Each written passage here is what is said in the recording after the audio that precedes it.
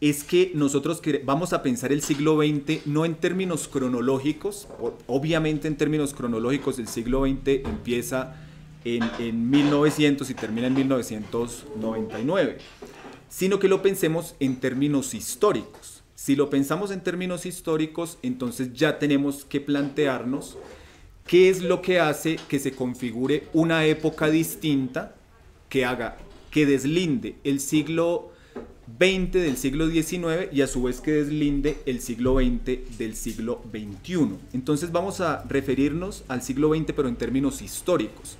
Y una vez más vamos a adoptar la periodización que hace Hobsbawm, insisto, el gran historiador inglés. El siglo XX es pensado por Hobsbawm como un periodo que inicia en 1914, es decir, cuando se desata la Primera Guerra Mundial, y que termina con dos hechos que fueron fundamentales, uno de los cuales ya mencionaban, la caída del muro de Berlín en 1989 y la disolución de la Unión Soviética a inicios de los 90. Esto definiría el siglo XX. Este sería digamos, el conjunto temporal, el ámbito temporal en el cual se desarrollaría ese siglo. Les decía, entonces tenemos lo que Hobsbawm llama un siglo XX corto. Yo quisiera que nos hiciéramos una pregunta: ¿cuáles serían las diferencias que existen entre el siglo XX y el siglo XXI? O sea, si decimos que el siglo XX tiene una entidad clara y definida y que cuando cae el muro de Berlín y se disuelve la Unión Soviética empieza otra cosa, pues tendremos que tener alguna idea de qué es lo que diferencia ese nuevo periodo en el cual nosotros estamos del siglo XX. Y lo primero que habría que señalar, las tres cosas que les voy a decir están muy conectadas, y también le transmitiría a ustedes la pregunta: ¿por qué ya no estamos del todo en la dinámica política, económica y social del siglo XX, sino que creemos estar en otro tiempo? Y es que hoy nosotros no consideramos que haya una alternativa viable, seria, que tenga ya expresiones en la realidad al orden capitalista. Nosotros vivimos en un tipo de sociedad y no creemos, creemos que de pronto sería necesario otro tipo de sociedad, pero no tenemos en el presente un referente que nosotros creamos que es un proyecto alternativo a la sociedad dominante. En el siglo XX sí se da esa particularidad. Todo el siglo XX está atravesado por la existencia de lo que se conoció como dos bloques. El bloque que vendría a ser como el mundo contemporáneo, pero que en ese tiempo no abarcaba la totalidad del mundo, que era el bloque capitalista liderado por los Estados Unidos, bloque capitalista y con otro tipo de características, por ejemplo el de tener formas de democracia parlamentaria, democracia representativa y parlamentaria. Pero al lado de esto existía una alternativa, que era la de los países socialistas, liderada por la Unión Soviética. En el presente yo creo que es difícil concebir que, a la luz de la disolución y la inexistencia de eso, que eso efectivamente era un proyecto alternativo. Hoy lo sabemos, pero hubo momentos del siglo XX donde efectivamente se creyó que el socialismo podía reemplazar los países capitalistas y que el socialismo se podía convertir en la forma de organización dominante. De hecho, Hobsbawm cita a un primer ministro inglés que dice: falta muy poco para que en la lucha por la producción de la riqueza la Unión Soviética supere al resto de países occidentales. Hoy nosotros ya sabemos que eso no era tan así, que la amenaza fue creíble y fue cierta también por la debilidad del otro bloque que ha atravesado por dos guerras, pero en ese tiempo se creía que efectivamente existe una alternativa. Insisto, hoy nosotros no creemos o no sabemos, a lo mejor o a lo sumo consideramos que sería necesario o que sería deseable que existiese otra forma de la organización social económica, pero no existe nada tangible a lo cual nos podamos acoger. Eso tiene aspectos negativos, pero también puede que tenga algunos positivos. La segunda diferencia, muy ligada a esta otra, que ya la decía, es la existencia de bloques. Hoy nosotros no creemos que existan bloques, o creemos que existen bloques geopolíticos, pero que no plantean alternativas sociales. O sea, nosotros no creemos que si Rusia fuera hegemónico con respecto a Estados Unidos, el mundo necesariamente sería no capitalista. O sea, por supuesto sería distinto si la hegemonía la tuvieran China o Rusia o India, así la tuvieran los Estados Unidos o Inglaterra o la Unión Europea, etcétera. Habría diferencias, pero no diferencias radicales en términos de propuestas de organización económica o política. Entonces uno podría decir, hoy estamos bajo una lógica a partir de la cual nuestro horizonte de pensamiento considera que la economía debe ser una economía de mercado, que la democracia debe ser una democracia parlamentaria y que las sociedades deben ser individualistas, burguesas, que debemos aspirar al crecimiento económico, etc. Podríamos decir que existe un bloque homogéneo a nivel mundial. Y una tercera característica de nuestra época que es muy importante y que debemos pensar que es una pregunta urgente es lo que podríamos llamar el fin de las grandes utopías.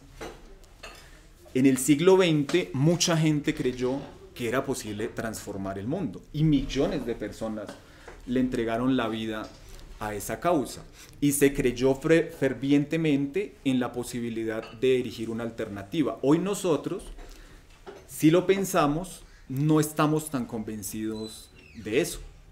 Es más, cuando nosotros nos imaginamos el futuro, como lo dice el autor Mark Fisher, nosotros nos imaginamos el futuro de dos maneras, o como una exacerbación de lo que ya existe, o inclusive nos lo imaginamos en términos muy catastróficos.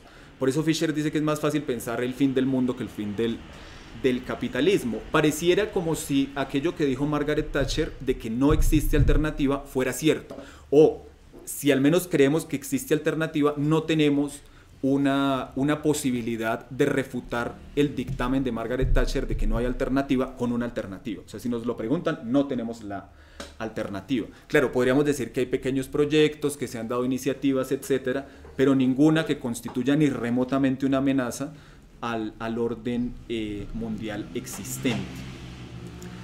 Por supuesto que cuando nosotros decimos que el siglo XXI, que recién está en sus inicios, es diferente del XX, eso no quiere decir que no haya continuidades. Y la pregunta por las continuidades también es muy importante.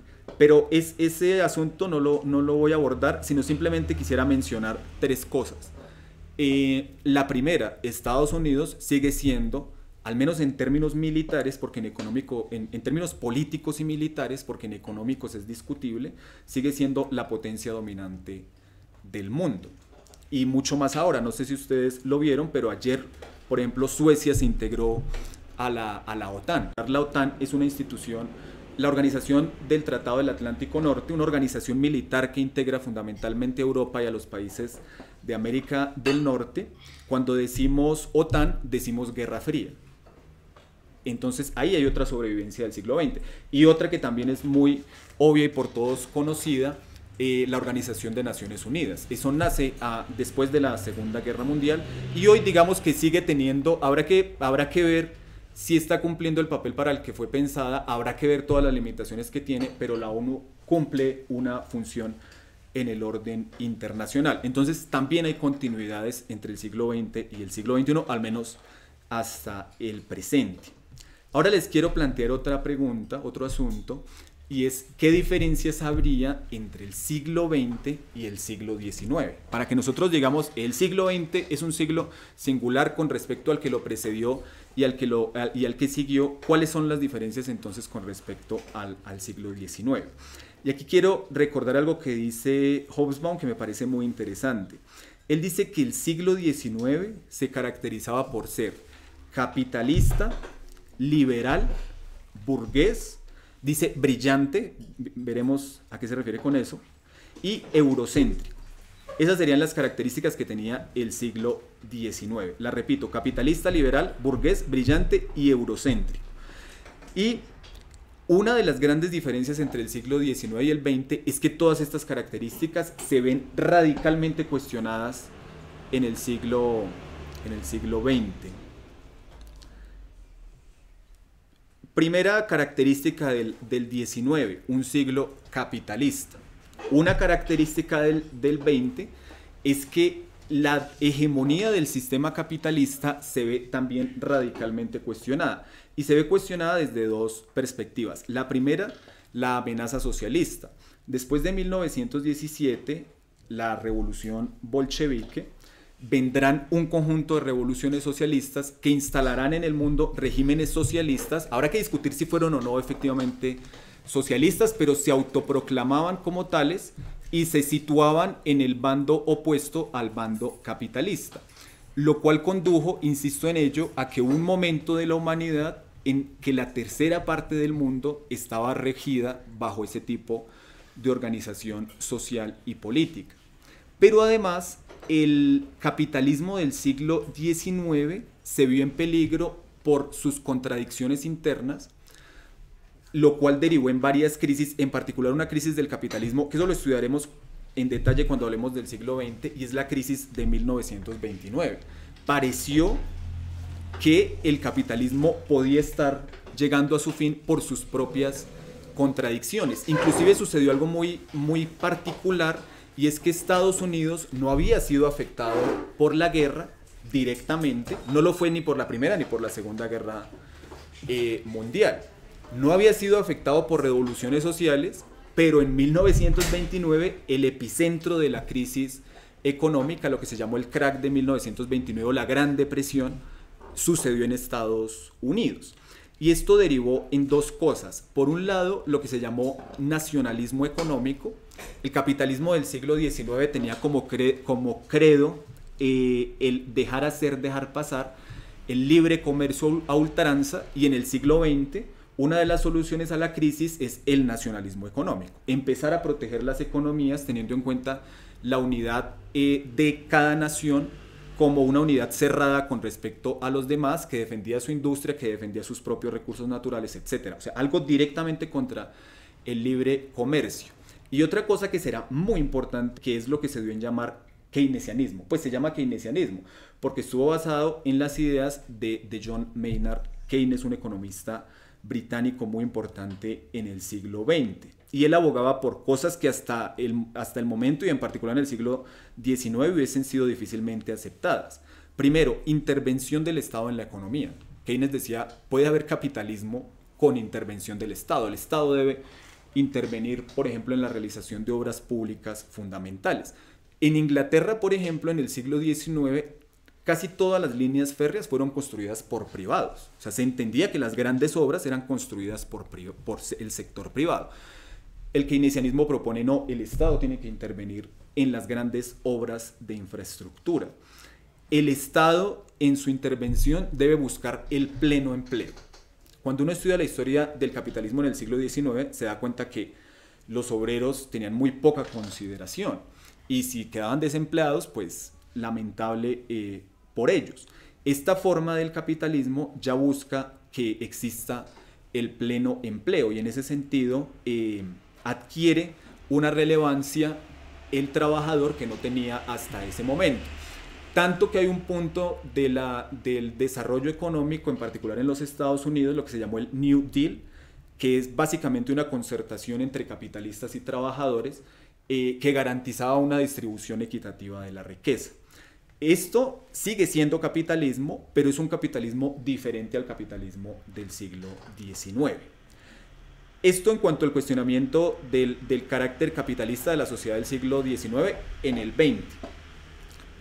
Ya lo decía también, el siglo XIX se definía como un siglo liberal en términos legales y constitucionales. En el siglo XIX, ya lo sabemos, empezó a hablar, por ejemplo, de derechos individuales, de constituciones, de limitación de los poderes, de división del poder, etc.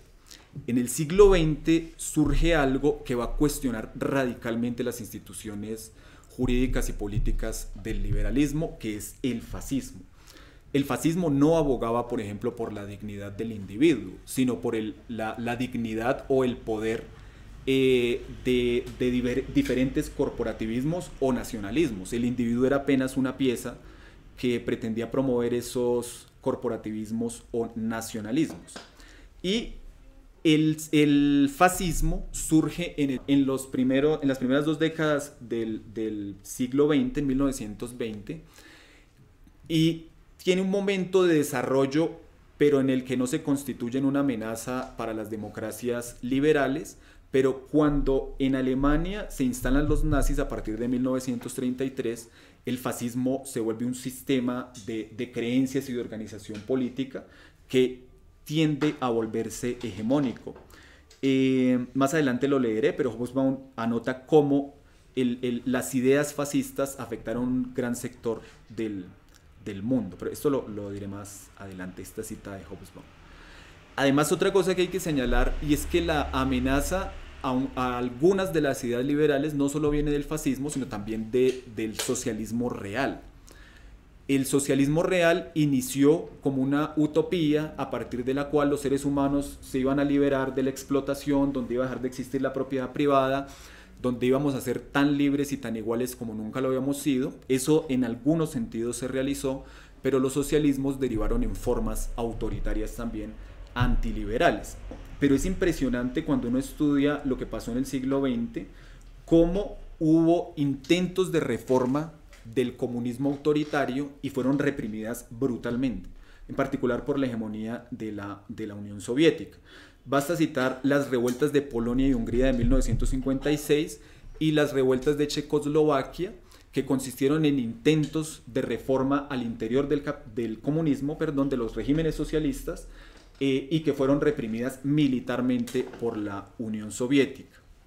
Otra característica del 19 que se cuestiona en el 20, Hobsbawm decía brillante, y uno tendría que decir, pero en estricto sentido, el siglo XX también trajo desarrollos impresionantes en términos culturales, artísticos y científicos, pero se da una diferencia muy importante. Y es que el desarrollo científico, cultural y artístico del siglo XIX producía en las sociedades una creencia en que el progreso era posible, y además que el progreso para la humanidad no tenía límites, y en que el progreso moral era posible. En el siglo XIX se creía que las relaciones sociales podían alcanzar un nivel de civilización o de delicadeza a partir de las cuales se suprimiera los problemas que hasta entonces había tenido la humanidad. En el siglo XX sucede algo que es muy contradictorio, y es que el desarrollo científico y técnico conducen más bien al pesimismo. Esto porque la ciencia, el desarrollo de la ciencia fue utilizado para hacer grandes catástrofes. Tenemos la utilización de las bombas atómicas, pero además porque el siglo XX tuvo tal nivel de barbarie que era imposible pensar el progreso moral, que es lo que, no recuerdo quién lo decía, pero decía como, es posible la poesía después de Auschwitz, y uno podría decir, es posible el bien, es posible la solidaridad, es posible la bondad, es posible el progreso moral después de las grandes matanzas que han sucedido en el siglo XX. Sin duda alguna, el siglo XX ha sido el siglo más mortífero de la historia humana. Entonces el desarrollo técnico y científico no estaba acompañado de una confianza en la humanidad, sino al contrario, un temor muy grande. El siglo XX en la Guerra Fría representó para muchas personas el temor de que se pudiese desatar una guerra nuclear, temor que por demás nosotros deberíamos también revivir. Y el siglo XIX era un siglo eurocéntrico, el siglo XX no será eurocéntrico. Por supuesto, hoy Europa sigue siendo muy importante, pero si uno lo estudia, Europa hoy no tiene la importancia que tuvo en el siglo XIX. Hoy la hegemonía la tiene evidentemente los Estados Unidos, esta está cuestionada por China, Rusia, etcétera. Y en el intermedio se encuentra Europa.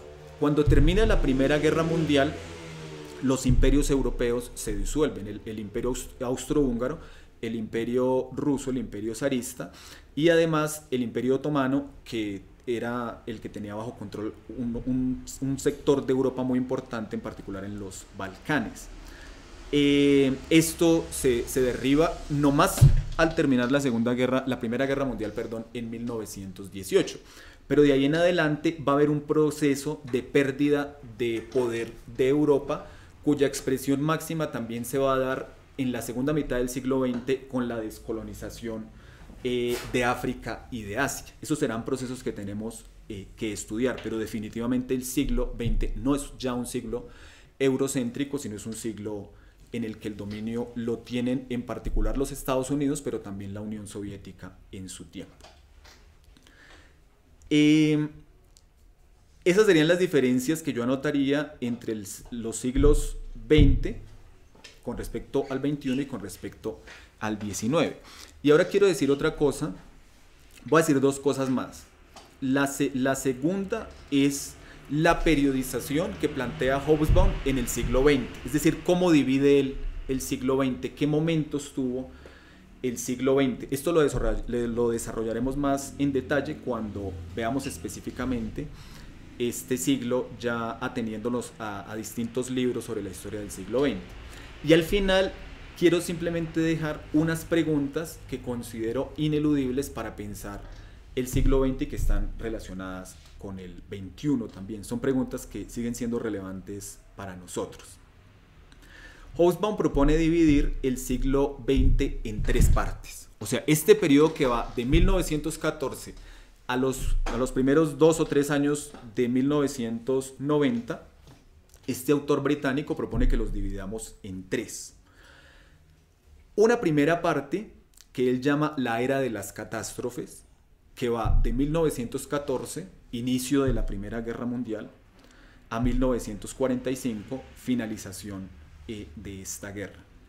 Y dentro de este periodo encontraremos asuntos muy importantes que debemos estudiar.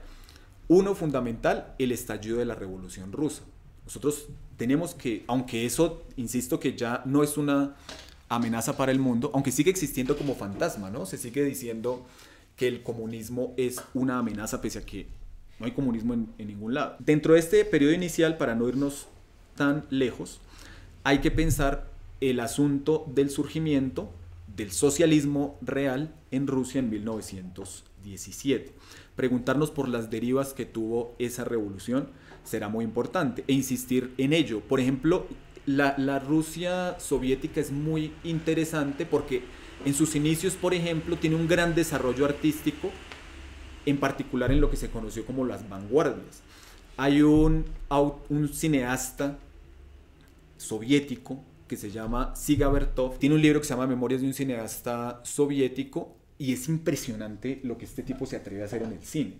Y lo puede hacer porque está en un ámbito en el cual la exploración artística es posible, al inicio de la revolución bolchevique, pero después eso se va a volver imposible y se va a instaurar formas oficiales del arte, lo conocido como realismo socialista. Entonces uno tendría que preguntarse por qué, si al principio hubo gente como Vertov, que insisto que uno lo ve hoy, y el tipo es revolucionario hoy, y las cosas que hizo las hizo en 1920, 1900, creo que hasta el 30, no tengo clara esa cronología. Si eso fue posible en ese momento por la sociedad en la que él estaba, ¿por qué después esos regímenes se cierran y se vuelven autoritarios?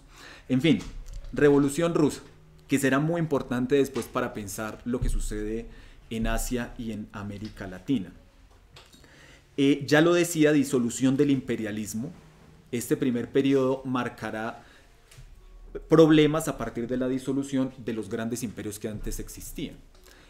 Los Balcanes, por ejemplo, se vuelve una zona muy problemática. Era una zona que estaba dominada por turcos y por austrohúngaros, y después se constituye en un conjunto de pequeñas naciones en esa parte del planeta, en la península balcánica, y eso va a traer un conjunto de problemas. Pero tendremos que estudiar esto. ¿Qué pasa en un mundo donde los imperios que antes mantenían una cierta estabilidad y estructuraban un cierto orden se disuelven? ¿Eso qué problemas generarán? Lo mismo en la Revolución Rusa. La Revolución bolchevique es posible porque se disuelve el imperio zarista. Un tercer asunto de esta primera etapa, que les insisto, era de las matanzas, 2 guerras mundiales, es la crisis económica del 29, que ya les decía, inicia en Estados Unidos y se extiende por el mundo. Y esa crisis de finales de los años 20 y de los 30 será fundamental, por ejemplo, para explicar el ascenso de los fascismos. Sin esa crisis no se explica que en el mundo haya habido Mussolini o que haya habido Hitler. Entonces será muy importante que nosotros estudiemos por qué el capitalismo, que creía que era dominante, que no iba a encontrar límite en su desarrollo, se convierte en algo que hace agua y que se llena de problemas por sus propias contradicciones internas. A partir de esto, lo que ya les señalaba, el fascismo, el ascenso del fascismo. Tenemos que pensar por qué hubo fascismos en el mundo. Y sobre todo ahora tenemos que preguntarnos esto porque vemos que hay resurgimiento en muchos lugares de gobiernos que ya no critican o condenan esta forma de pensamiento político.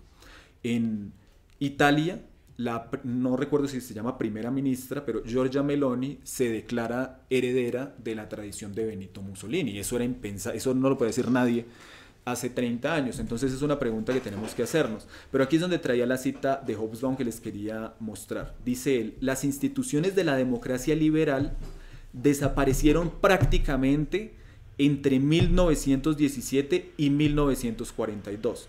Excepto en una pequeña franja de Europa y en algunas partes de América del Norte y de Australasia, como consecuencia del avance del fascismo y de sus movimientos autoritarios satélites.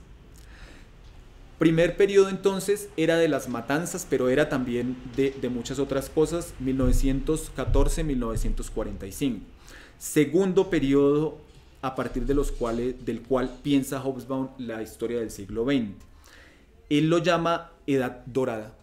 Y esa edad dorada porque implica un desarrollo del capitalismo como hasta ese momento no se había visto. De hecho, Hobsbawm señala que esos 25 a 30 años que van de 1945 o del 43 al 73 en particular son los años en los que la humanidad más se ha transformado en toda su historia por un desarrollo económico extraordinario, un crecimiento económico que transforma el mundo. Por ejemplo, allí tenemos transformaciones del orden político y social, como la mayor emancipación de las mujeres, movimientos sociales también de gran liberación, etcétera, pero un desarrollo de la vida material que no se había visto hasta el presente. O sea, la gente que vivió en Estados Unidos en esa época es la gente que ha vivido en las mejores condiciones que se sepa en la historia. Paralelamente a esta edad de oro capitalista, que insisto se da del 47 al 73, se da un desarrollo en el ámbito socialista que no tiene las mismas dimensiones del desarrollo capitalista, pero que sí implica que sociedades que tradicionalmente eran agrícolas se modernizan. Es el propio caso de Rusia. Rusia era un país de campesinos y Rusia en el siglo XX se convierte en una potencia industrial, en una potencia tecnológica y en una potencia militar. Y esto se da en gran medida en este periodo después en la posguerra de la Segunda Guerra Mundial, en la segunda posguerra. Otro aspecto de este periodo que es muy importante y que será muy importante para América Latina y en particular para Colombia es la Guerra Fría. La Guerra Fría básicamente es el enfrentamiento entre los dos bloques que ya lo mencionaba. Se llama Guerra Fría porque no derivó en una gran guerra, aunque sí hubo conflictos militares menores, que ya los mencionaré, pero sí implicó un fuerte enfrentamiento a partir del cual cada uno de los bloques sentía que debía destruir a toda costa al otro y que el otro bloque era una amenaza permanente. Nace en ese tiempo la OTAN, ya lo decía, Organización del Tratado del Atlántico Norte, pero en el ámbito capitalista la OTAN, pero paralelamente surge el Pacto de Varsovia, que era como la OTAN de los países socialistas, la organización militar a partir de la cual se generaban acuerdos de cooperación militar en caso de una agresión por parte de los países del otro bloque. En ese periodo también nacen la CIA y la KGB, y todas estas historias que nosotros hemos escuchado de espías surgen en particular en ese tiempo. Por eso hay una literatura y un cine de espías que surge a partir de ese tiempo. Se consideraba que era necesario tener a la contraparte bajo permanente vigilancia.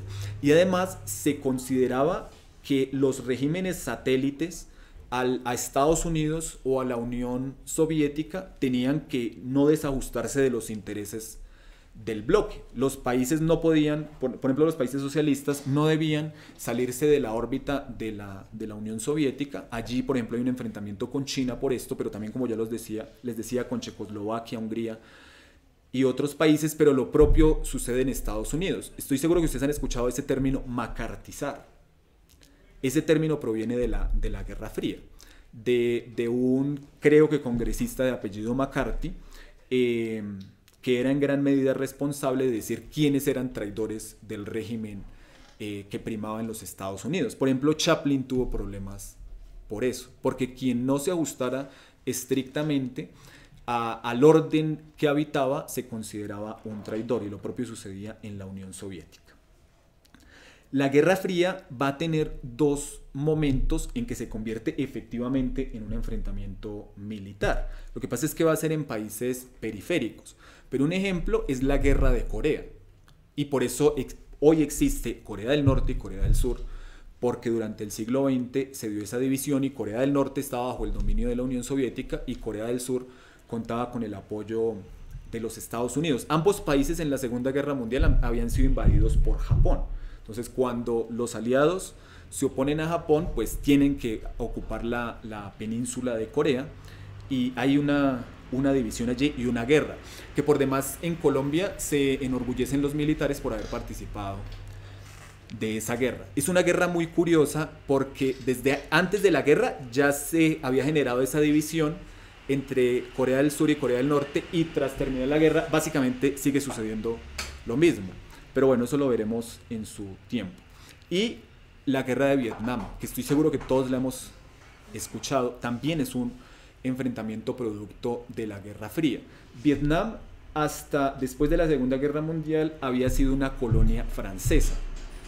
Y en Vietnam del Norte se instala un régimen o un germen de gobierno comunista. Para Estados Unidos es intolerable que en Asia haya un régimen comunista, e inicia una guerra muy cruenta que finalmente perdió. Esa fue una de las principales, dicen que es la más grande derrota militar que han sufrido los estadounidenses. Sobre eso hay mucho cine. Por ejemplo, Full Metal Jacket de Stanley Kubrick tiene que ver con la guerra de Vietnam. Y el tercer periodo bajo el cual teoriza Hobsbawm el siglo XX es el que va de mediados de los años 70 hasta los 90, y se caracteriza porque, como lo dice Hobsbawm, es una nueva era de descomposición, incertidumbre y crisis. En el ámbito capitalista se vuelven a presentar los problemas que se creían superados. Entonces, por ejemplo, desempleo masivo, graves depresiones cíclicas, y esto es muy interesante como lo dice Hobsbawm, el enfrentamiento cada vez más encarnizado entre los mendigos sin hogar y las clases acomodadas. Lo que antes se había pensado como lucha de clases vuelve a emerger en este tipo de sociedades. Ya les decía a ustedes que mientras el keynesianismo primó, parecía que era posible la armonía entre las clases. O sea, era posible que convivieran capitalistas y trabajadores, todos con unas condiciones excelentes de vida. Lo que va a pasar a finales de los 70 es que se ve que eso no es posible, y que si los capitalistas quieren seguir creciendo tienen que desmontar los derechos de los trabajadores. Lo que entra en crisis entonces en el ámbito capitalista es este capitalismo que ya les decía que se llamó capitalismo keynesiano, que fue inspirado por Keynes y que derivó en la implementación de lo que se conoce ahora, y que estoy seguro también que han escuchado mucho esa palabra, como neoliberalismo, que básicamente consiste en una radicalización del libre mercado, en el rechazo a la intervención estatal. Hoy ustedes escuchan a los libertarios y dicen que el Estado es la peor abominación que existe y que la economía no puede estar mejor sino cuando el Estado no interviene de ninguna manera. En el desmonte del estado de bienestar. Nosotros no hemos sabido bien lo que es el estado de bienestar, pero en Europa en particular sí se supo lo que eso significaba y lo que implicaba eso en términos de calidad de vida.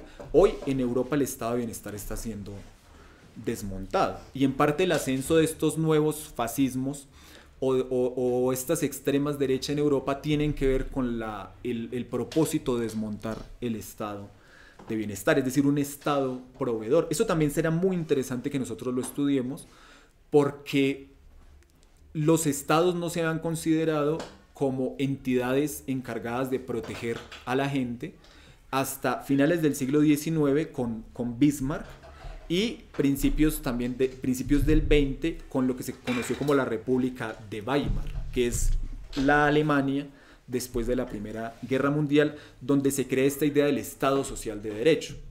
Eso reguló todo el siglo XX y se creyó que el Estado podía ser protector. Pues a finales del siglo XX se dice el Estado no tiene condiciones para proteger a la gente, entonces hay que desmontar, por ejemplo, la idea de que la gente tiene derechos sociales y económicos, porque el Estado no está en condiciones de satisfacerlos. Y en particular se intenta desmontar, y se hace muy bien, en eso hay un triunfo grande del capitalismo, desmontar los derechos de los trabajadores y las estructuras organizativas que estos tenían, en particular los sindicatos y las confederaciones obreras, que eran uniones de sindicatos. En el ámbito socialista, pues lo que sucede es el derrumbe de los países socialistas. Alemania, la Unión Soviética, Hungría, Polonia, un montón de estados que para ese tiempo eran socialistas. Cuando se derrumba la Unión Soviética, en un efecto dominó también se derrumba.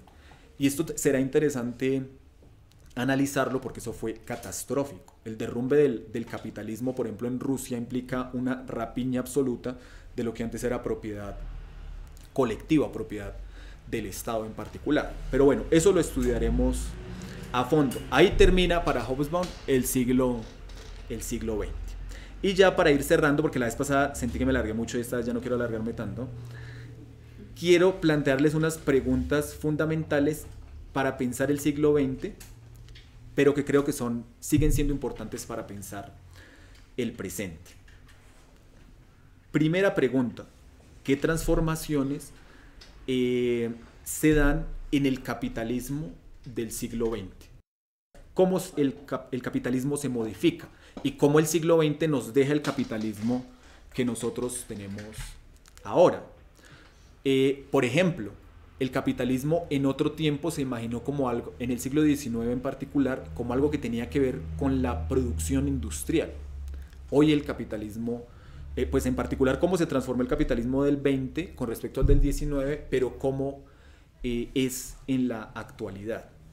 Ya se los decía a ustedes, por ejemplo, todos estos países donde se monta el neoliberalismo con más fuerza eran países industrializados. Y una de las cosas que pasa es que dejan de serlo a partir de la implementación de las reformas neoliberales. Porque si se desmonta la industria, se desmontan los sindicatos. Si ya no hay industria, ya no hay sindicatos. Y hay una película muy, muy buena, hay dos, un documental que se llama El Astillero y otra que se llama Los lunes al sol, donde se muestra cómo, por ejemplo, en España fue desmontada la producción de barcos. O sea, España era un país que producía barcos. Y la producción se trasladó para otros países donde no había tantos derechos laborales y donde los trabajadores no estaban organizados. Entonces estas dos películas abordan lo que pasa con unos trabajadores que llevaban 30 o 40 años siendo productores de barcos. En fin, ¿cómo se transforma el capitalismo? ¿Qué capitalismo se desarrolla en el 20? Una pregunta que es muy importante. Uno a veces cree que hablar de Segunda Guerra y Primera Guerra es como solamente un asunto de erudición y de saber quiénes se enfrentaron y cuáles fueron las principales batallas y etc. Y eso es muy interesante. Pero uno también tiene que hacerse otra pregunta, y es ¿qué formas de la guerra se generaron a partir de estas dos guerras? Antes de la Primera Guerra Mundial, la guerra se consideraba como algo que sucedía entre combatientes. Después de la Primera y la Segunda Guerra Mundial, la guerra es en la vanguardia y en la retaguardia. Y por ejemplo, si uno ve documentales o lee sobre la Segunda Guerra Mundial, no había ningún tipo de recato en bombardear ciudades que no representaban ninguna importancia militar y en las que se sabía que por supuesto había un montón de población civil. Los nazis bombardearon Londres hasta que más pudieron y otras ciudades europeas. Entonces esas preguntas por las transformaciones de la guerra hay que cuestionarla, hay que hacérnosla. Y entonces lo que les decía, una característica de estas nuevas formas de la guerra es la indiferenciación entre la población civil y los combatientes. Y eso será muy importante, por ejemplo, para las guerras que nosotros hemos vivido en este país. Y la búsqueda, insisto, de la eliminación no del contendiente armado, sino de las condiciones que el contendiente armado tiene para hacer la guerra. Y por eso uno tendría que interrogar, por ejemplo, bajo esa lógica, la guerra de Ucrania. La guerra de Ucrania está siendo contra toda el país, independientemente de si se trata de población civil o de combatientes. Ahora, otra cosa que uno tendría que preguntarse, con el desarrollo tecnológico que hoy existe, ¿es posible hacer esa diferenciación? Pero en fin, otra cosa, simplemente quiero señalar, una pregunta clave para este siglo es cómo se desarrolló la guerra y por qué la guerra adquirió las dimensiones que tuvo en este ámbito. Porque no basta con señalar que fue el siglo más mortífero que haya conocido la humanidad, sino que tendremos que preguntarnos cuáles son las razones. Otra pregunta que es clave para entender el 20 y para entender este siglo es cómo se configuran las alianzas entre estados que se producen en la Primera Guerra Mundial y en la Segunda, y que explican su carácter mortífero. Si la Primera Guerra Mundial y la Segunda fueron mundiales, es porque se dieron unas alianzas entre estados que hasta ese tiempo no habían sido tan grandes. Entonces la pregunta en particular para la Primera Guerra Mundial es qué hizo que Gran Bretaña, Francia, la Rusia zarista, Italia, Estados Unidos y otros por una parte, y Alemania, Austria, Hungría y Turquía se organizaran cada uno en su respectivo bando para combatir al otro. ¿Cómo fue posible que se diera esa política de alianza? Siempre que se estudia la Segunda Guerra Mundial, la primera, perdón, se estudian esas alianzas, porque por ejemplo esas alianzas implicaban que si no sé, por ejemplo, Francia y Gran Bretaña. Si Francia era atacado, Gran Bretaña se comprometía a intervenir. Entonces, ese compromiso de intervención en los conflictos de los otros fue una de las causas para que estas dos guerras se extendieran de esa manera. Otro asunto muy importante que tiene resonancias en la historia de nuestro país es cómo se cerró la Primera Guerra Mundial. ¿Qué tratados de paz se produjeron para que se terminara con esta guerra? Y en particular, estoy seguro que todos lo han escuchado, el Tratado de Versalles selló la paz con Alemania. Pero una de las cosas que uno tendría que saber al respecto y tratar de entender es por qué Alemania no participó de esas negociaciones. En estricto sentido no se trata de un tratado, porque quien tuvo que cumplirlo no participó de la negociación. Y cómo el Tratado de Versalles fue una de las causas de la Segunda Guerra Mundial. Por ejemplo, este tratado parte de la idea de que Alemania fue culpable de la Primera Guerra Mundial y que le debe un conjunto de reparaciones a las víctimas de esta guerra. Eso, luego lo veremos, alentó el discurso de Hitler, porque se veía como una infamia. Pues primero, los militares inventaron que quienes se habían rendido en la Primera Guerra Mundial no habían sido ellos, sino habían sido los sectores que después configuraron la República de Weimar, los socialdemócratas en particular.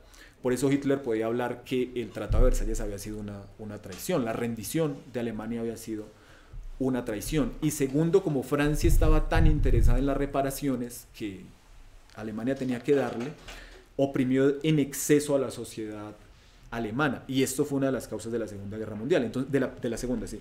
Tendremos que preguntarnos entonces cómo se sellaron estas guerras y cómo la finalización de una guerra puede ser la causa de otra. Y yo insisto, eso es fundamental para pensar este tiempo y para pensar nuestro país. Este es un país en el que ha habido innumerables tratados de paz y en el que hoy también se están intentando realizar. Por supuesto, no es lo mismo un conflicto entre países a un conflicto interno, pero estos elementos sirven para comprender, por ejemplo, cómo se integra al derrotado.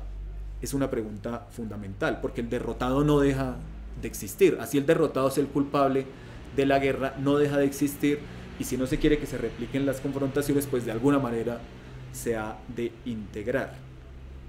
Es fundamental también que nos preguntemos por las alianzas que se producen en la Segunda Guerra Mundial, y en particular por un hecho que es muy extraño. Yo ya les hablé de Guerra Fría como la confrontación de Estados Unidos y la Unión Soviética y los bloques que cada uno representaba. Pero también tenemos que estudiar, y es muy interesante, cómo fue posible que Estados Unidos y en general el bando aliado incluyera a la Unión Soviética, que combatieran, no se puede decir que en la misma proporción, porque por supuesto la mayor cantidad de bajas la sufrió la Unión Soviética, pero que pelearan una misma guerra. ¿Cómo fue posible esa alianza ocasional? ¿Por qué se produce la Revolución Rusa de 1917? ¿Qué etapas tuvo esta revolución? ¿Y por qué un proyecto que se pretendía emancipador resultó convirtiéndose, por un lado, en formas del capitalismo de Estado, en las que la autogestión de los trabajadores no se daba, sino que había una burocracia que era la que decidía los caminos que tomaba la economía, y por qué se dieron formas de autoritarismo? Es importante que si uno defiende este tipo de alternativas no desconozca que fueron bárbaras en muchos aspectos. ¿Qué regímenes se configuran a partir del ejemplo soviético? Y también otra cosa importante, ¿cuáles intentos de instalar regímenes socialistas fallan? Y ahí veremos, por ejemplo, el caso de Alemania. ¿Por qué en Alemania no fue posible que se diera una revolución como la esperaron por tanto tiempo los rusos, y que fue importante también para que se creara dentro de la Unión Soviética la idea del socialismo en un solo país? Cuando Marx, por ejemplo, había hablado de socialismo, se imaginaba como algo de orden mundial. Y los rusos, como en el resto del mundo no se produjeron revoluciones después de ellos, tuvieron que pensarse otra cosa, que es el socialismo en un solo país. En fin, ¿por qué se produjo eso? Y lo mismo, a partir de la revolución soviética, de la revolución bolchevique, ¿qué sucedió en el resto del mundo? Y ahí, por ejemplo, tendremos que pensar la revolución cubana. Y si uno piensa la revolución cubana, a ella se acerca a realidades muy cercanas a nosotros, como la creación del ELN. Pero también uno tendrá que pensar cómo la creación de las FARC, también en los años 60, tuvo que ver con este asunto, o lo que sucede en Nicaragua, o el intento de socialismo reformista y logrado por la vía electoral de Salvador Allende. Eso tendremos que entenderlo a partir de las resonancias de esta revolución fundacional de 1917. Y finalmente, cómo se descolonizan África y Asia en la segunda mitad del siglo XX y cómo se origina el llamado tercer mundo. Creo que esa idea del tercer mundo ya no está tan en boga y ya no es tan utilizada. Pero también uno dice el tercermundismo, etc. Y uno piensa a su propio país como un país tercermundista. Eso tiene orígenes muy específicos en la segunda mitad del siglo XX. Y no es una cosa meramente descriptiva, porque uno cree que efectivamente estos países periféricos son países del tercer mundo y no se da cuenta que eso tiene unos orígenes políticos y unas consecuencias para la reflexión del lugar que cobran estos países. Esas son las preguntas entonces que quiero dejarles como anticipación de lo que reflexionaremos cuando llegue el momento de pensar muy en concreto el siglo XX. Lo de hoy era solamente una introducción quería ayudar algunas ideas sobre por qué es importante pensar este asunto, porque no se trata solamente como de ánimos de estudiar historia, que también existe un goce ahí, sino que tiene que ver con entender el presente.